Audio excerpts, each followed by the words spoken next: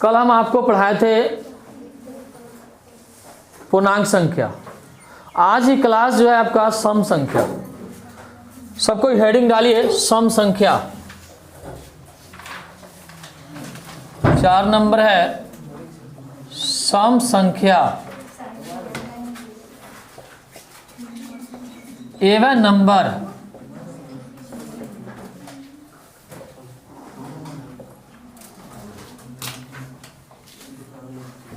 Even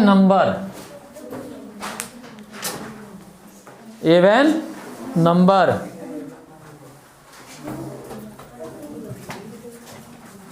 सुनिएगा। सम संख्या कहते किसको हैं, सम संख्या कितना से स्टार्ट होता है, टोटली बात बताते हैं। सुनिए, वैसी संख्या जो 2 से पूरा कट जाए उसे सम संख्या कहते हैं। लिखिए आप लोग, वैसी संख्या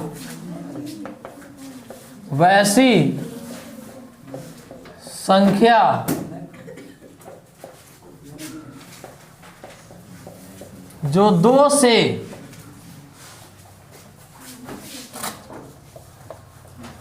पूरा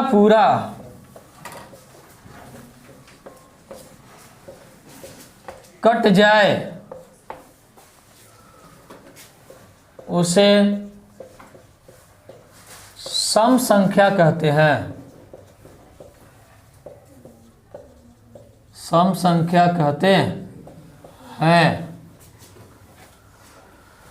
सम संख्या हमेशा आपका 2 से स्टार्ट होता है। जैसे 2, 4, 6, 8, 10, 12 ... अनंत तक लिख सकते हैं। ठीक है। फिर से कभी भी आपसे पूछा जाए सम संख्या क्या है, तो आपको बोलना है वैसी संख्या जो 2 से पूरा कट जाए उसे सम संख्या कहते हैं। वैसी संख्या जो 2 से पूरा कट जाए उसे सम संख्या कहते हैं। ठीक है। अगर हम आपसे इसमें पूछें कि सबसे छोटी सम संख्या क्या है, तो सबसे छोटी सम संख्या बोला जाता है 2। ठीक है। तो यहां से निकल के आता है सबसे छोटी सम संख्या। आपसे अगर पूछा जाए तो आपको बोलना है 2। सबसे छोटी सम संख्या 2 होता है। लेकिन हम अगर आपसे पूछे कि सबसे बड़ी सम संख्या क्या है, तो आप बोलिएगा ज्ञात करना संभव नहीं है, बड़ी सम संख्या नहीं निकल सकता है। सबसे बड़ी सम संख्या आपको बोलना है ज्ञात करना संभव नहीं है। ज्ञात करना संभव नहीं है। अगर सम संख्या में अगर आपसे पूछा जाए कि कुल संख्याएं कितनी है, सम संख्या में कुल संख्याएं, कुल संख्याएं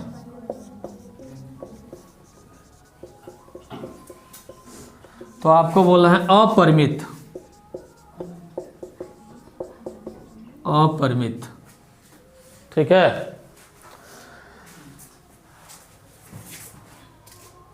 सिंपल, अगर कभी भी आपसे पूछा जाए सम संख्या क्या है, तो आपको बोलना है वैसी संख्या जो 2 से पूरा कट जाए उसे सम संख्या कहते हैं। सबसे छोटी सम संख्या 2 होता है। सबसे बड़ी सम संख्या ज्ञात करना संभव नहीं है। और कुल संख्याएं अगर पूछा जाए कि सम संख्या में कुल संख्याएं कितनी है, तो आपको बोलना है अपरिमित। ठीक है। कभी कभी क्या होता है कि कोई बच्चा या कोई टीचर अलग तरीका से भी सम संख्या को बताता है। सम संख्या को एक और तरीके से ऐसे भी बोल सकते हैं, सम संख्या की पहचान के लिए एक और बोल सकते हैं आप, हम इसको नोट में लिख देते हैं, सुनिए ध्यान से सबको ही। जिस संख्या के अंत में, जिस संख्या के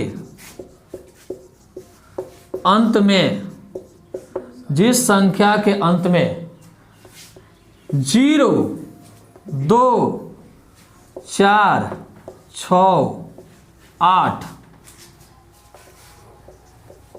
आता है, ठीक है,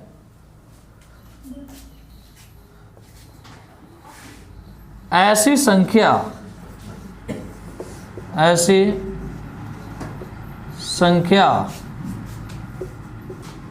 सम संख्या होती है, सम संख्या होती है। अब जैसे बड़ा बड़ा नंबर हमको पहचान करना हो कौन सम है, तो जिस संख्या के अंत में 2, 4, 6, 8 आता है ऐसी संख्या सम संख्या होती है। अगर हम आपसे कहें कि बताओ यहां पर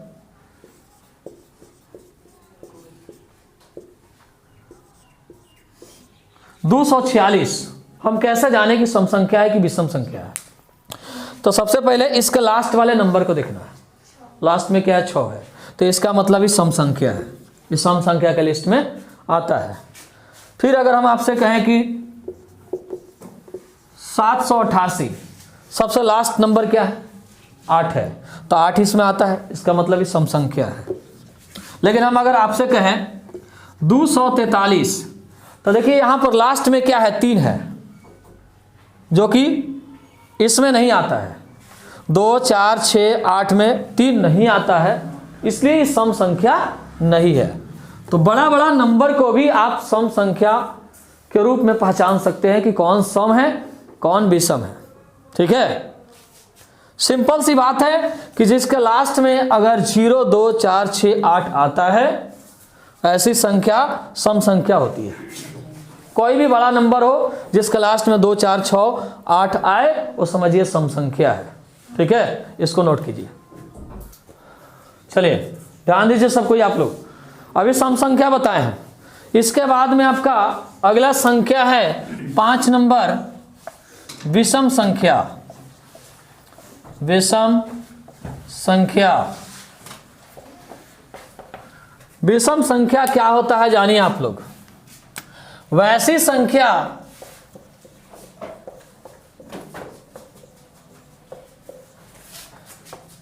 जो 2 से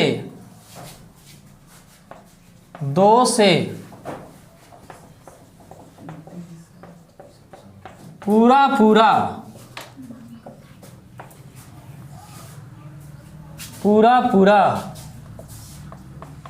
ना कटे, वैसी संख्या जो 2 से पूरा ना कटे उसे विषम संख्या कहते हैं, विषम संख्या कहते हैं। विषम संख्या को ऑड नंबर भी कहा जाता है, अगर इसका इंग्लिश लिखना चाहें तो लिख सकते हैं ऑड नंबर, ठीक है। यानी बोले तो वैसी संख्या जो 2 से पूरा ना कटे, वैसी संख्या जो 2 से पूरा ना कटे उसे विषम संख्या कहते हैं, उसे विषम संख्या कहते हैं। जैसे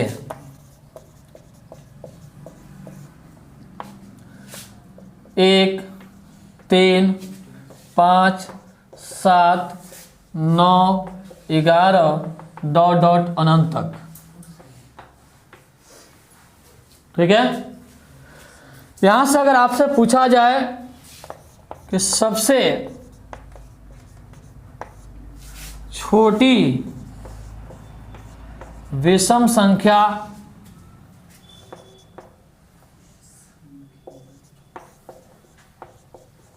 क्या होता है, तो आपको बोलना है 1।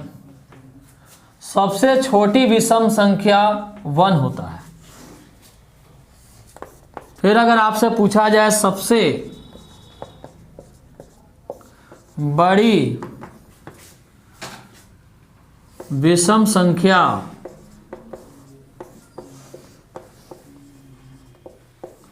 तो आपको बोलना है ज्ञात करना संभव नहीं है। ज्ञात करना संभव नहीं है। विषम संख्या में अगर आपसे पूछा जाए कि कुल संख्याएं कितनी होती है, तो विषम संख्या में कुल संख्याएं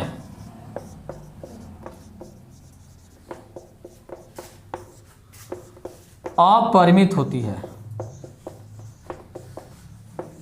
अपरिमित, ठीक है।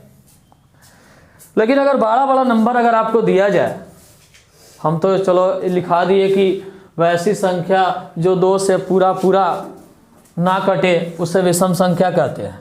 लेकिन अगर बड़ा बड़ा नंबर पूछा जाए कि चलिए सम विषम है कि सम है, तो आपको तो पहचानने आना चाहिए। तो उसके लिए एक बात आपको याद रखना है, नोट। जिस संख्या के अंत में 1, 3, 5, 7, 9 हो, ऐसी संख्याएं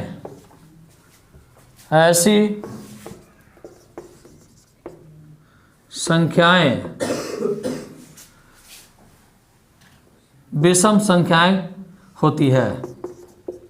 विषम संख्याएं होती है, ऐसी संख्याएं विषम संख्या होती है। सुनिएगा ध्यान से, जिस संख्या के अंत में 1, 3, 5, 7, 9 हो, ऐसी संख्याएं क्या होती है? विषम संख्या होती है। ठीक है, चलिए बड़ा बड़ा नंबर हम टेक करते हैं, लेते हैं। जैसे 243, लास्ट में देखिए क्या है, 3 है, तो इसका मतलब ही विषम संख्या है। इसका मतलब ही क्या है? विषम संख्या। हम यहां पर लिए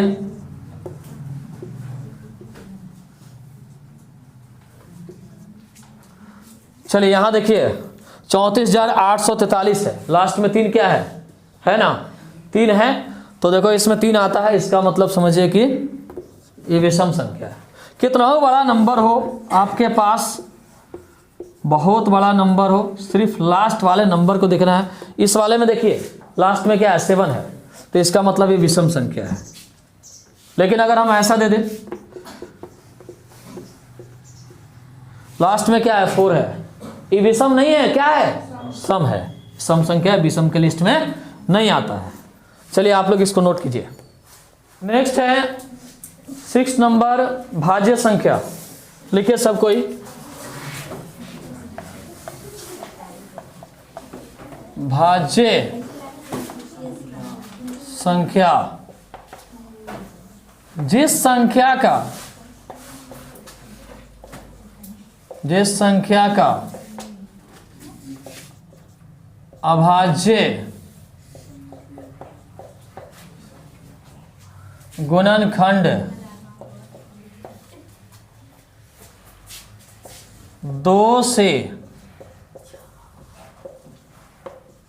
अधिक हो,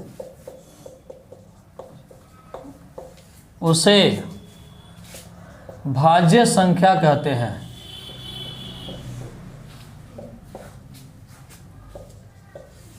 उसे भाज्य संख्या कहते हैं। भाज्य संख्या हमेशा आप लोग याद रखिएगा 4 से शुरू होता है। जैसे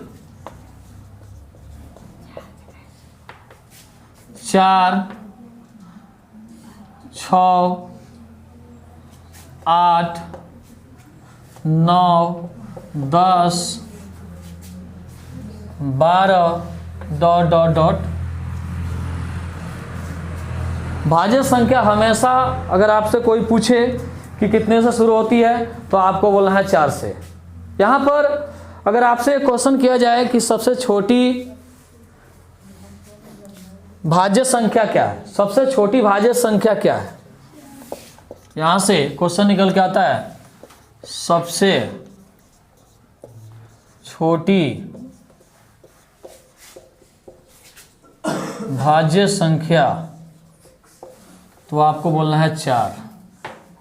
सबसे छोटी भाज्य संख्या कैसे बोलना है? 4। ठीक है। सबसे बड़ी भाज्य संख्या आपको ज्ञात करना संभव नहीं है। ठीक है। अब जैसे मान लीजिए मेरे पास अगर बड़ा बड़ा नंबर देता है कि भाज्य पहचानने के लिए कि कौन भाज्य है कौन भाज्य नहीं है, भाज्य संख्या है या नहीं है, तो सुनिए उसे कैसे पहचान करेंगे कि भाज्य है या नहीं है। जैसे मान लीजिए हम कैसे जाने कि 4 भाज्य है या नहीं है, हम चेक करते हैं। सुनिएगा थोड़ा सा कोई ध्यान से। जिस नंबर को भाज्य चेक करना है ना, उसका भाज्य गुणनखंड तोड़ो। 2 से लगाएंगे तो 2 हो जाएगा। कुल मिला के अगर देखा जाए 4 को हम भाज्य गुणनखंड तोड़े तो मेरे पास 2 गुना 2 गुना 1, इसको 2 से लगाइएगा तो फिर आपका 1 हो सकता है। ठीक है। अब यहां पर देखो 4 का अभाज्य गुणनखंड कै गो है? 3 गो है। तो 2 से कहीं ना कहीं अधिक है। यानी क्या हम पढ़ाएं आपको, जिस संख्या का भाज्य गुणनखंड 2 से अधिक हो उसे क्या कहते हैं? भाज्य संख्या कहते हैं। तो इसका गुणनखंड देखो, भाज्य गुणनखंड 1 2 3। ठीक है। यानी 2 से क्या है? अधिक है। इसका मतलब 4 जो है आपका भाज्य संख्या है। फिर से सबको ध्यान दीजिएगा बढ़िया से। जैसे हम चेक करना चाहते हैं 32, हम कैसे पहचान करें कि 32 भाई भाज्य है कि अभाज्य है, जानना चाहते हैं। सुनिए ध्यान से सब कोई। 2 से लगाएंगे तो 16 हो जाएगा, फिर 2 से 8 हो जाएगा, फिर 2 से 4 हो जाएगा, फिर 2 से 2 हो जाएगा, फिर 2 से 1 हो जाएगा। तो 32 को हम तोड़े तो मेरे पास आ गया 2 2 2 2 2 1। ठीक है। अब यहां पर देखो इसका गुणनखंड कितना है? 1 2 3 4 5 6। इसका मतलब इसका गुणनखंड 2 से अधिक है, इसलिए ये भाज्य संख्या है। बड़ा बड़ा नंबर को भी आप चेक कर सकते हैं कि भाज्य है कि अभाज्य है। ठीक है। चलो हम एक नंबर लेके दिखाते हैं आपको। 5 हम लेते हैं। हमको 5 को चेक करना है कि भाज्य है कि अभाज्य है। बताना है हमको कि 5 क्या है, भाज्य की लिस्ट में आता है कि नहीं आता है। तो 5 को अगर तोड़िएगा तो 5 ये एक ऐसा नंबर है जो 5 से ही लगेगा, किसी दूसरे नंबर से ही भाग होने वाला नहीं है। इसका मतलब इसको 5 से लगाते हैं तब 5 एकम 5, यानी 5 को हम तोड़े तो मेरे पास आ गया 5 गुना 1। अब देखो इसका गुणनखंड 2 है, जबकि परिभाषा क्या कर रहा है? 2 से क्या होना चाहिए? अधिक। तो इसलिए ये 5 जो है भाज्य संख्या नहीं है। अभी 5 क्या है अगले क्लास में बताएं, अगले आपका 7 नंबर में बताएंगे कि भाई 5 है क्या। 5 ही एक अभाज्य संख्या है। क्या है? अभाज्य संख्या। अभी अभाज्य संख्या कैसे है इसका परिभाषा देंगे तब आपको क्लियर समझ में आएगा। तो फिलहाल अभी ये भाज्य नहीं है। ठीक है। उसी तरह आपको 1 2 अभी चेक करके बताना है कि भाज्य है या नहीं है। 64। ठीक है। उसके बाद में 78 78। आप लोग इसको बनाइए कि हाँ ये भाज्य है या नहीं है। कैसे है? अगर इसका गुणनखंड 2 से अधिक आया तो ये भाज्य है, अगर इसका गुणनखंड 2 आया तो ये भाज्य नहीं है। इसको बनाइए, नोट कीजिए आप लोग। है अभाज्य संख्या। अभाज्य संख्या। अभाज्य संख्या बहुत इंपॉर्टेंट है। इससे कभी कभी एग्जाम में क्वेश्चन पूछ भी देता है ऑब्जेक्टिव में। बढ़िया से आप लोग समझिएगा इसको। जिस संख्या का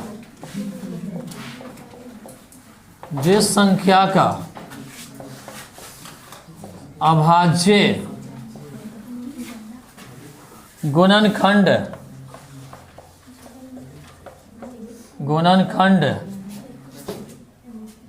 2 जिस संख्या का भाज्य गुणनखंड 2 1 एवं स्वयं 1 और स्वयं होना चाहिए, यानी 2 गुणनखंड हो लेकिन 2 गुणनखंड में 1 होना चाहिए और स्वयं जो नंबर लेके चल रहे हैं वो होना चाहिए और उसके साथ में 1 होना चाहिए।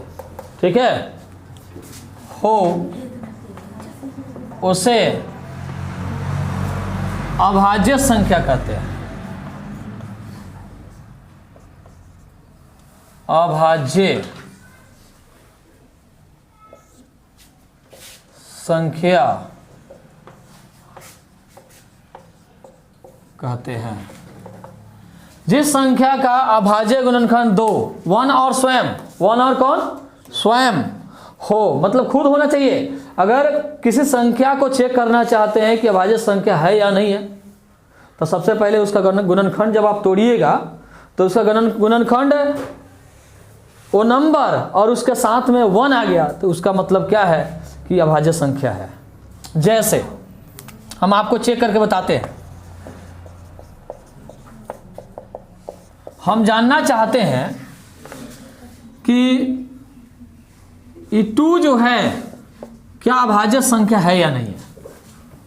2 को हम कैसे जाने कि अभाज्य संख्या है, तो 2 का अभाज्य गुणनखंड तोड़िए आप लोग। 2 एकम 2, 2 को तोड़े तो मेरे पास आ गया 2 गुना 1।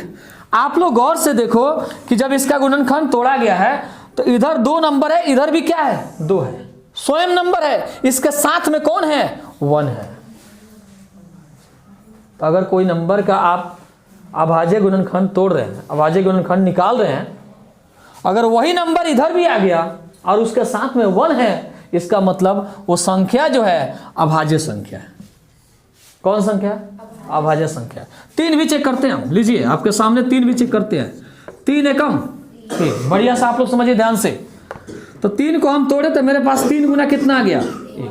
इसका गुणनखंड कै गो है, लेकिन 2 है, लेकिन 2 के साथ साथ ये भी देखना है कि जिस नंबर को हम तोड़े हैं वही नंबर इधर भी है और उसके साथ में 1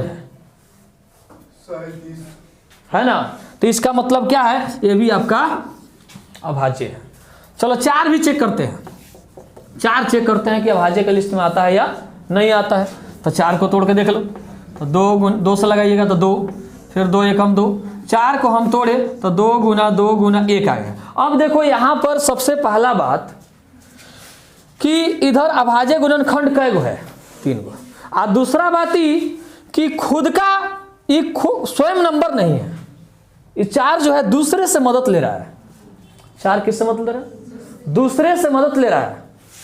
और जो दूसरे से मदद नहीं ले, जो स्वयं हो और उसके साथ 1 हो, वो अभाज्य होता है। और जो दूसरे से मदद लेता है वो भाज्य होता है। क्या होता है, भाज्य होता है। तो देखो 4 को तोड़ा गया है, लेकिन इसके 4 को तोड़ने पर आया क्या, 2 गुना 1 आया, मतलब अदर नंबर आ गया। तो इसका मतलब ही अभाज्य के लिस्ट में नहीं है। 5 को देख लो, 5 को तोड़िएगा तो 5 से ही लगेगा, 5 एकम कितना हो जाएगा, 5। तो 5 को तोड़ने पर 5 गुना कितना आ गया। इसका गुणनखंड क्या है बताओ, 2 है। इसका गुणनखंड 2 है। एक जो नंबर हम लेके चले तो वो नंबर है, और इसके साथ में कौन है, 1 है। तो इसका मतलब क्या है, अभाज्य है। आप किसी भी नंबर को चेक कर सकते हैं कि अभाज्य संख्या है या नहीं है।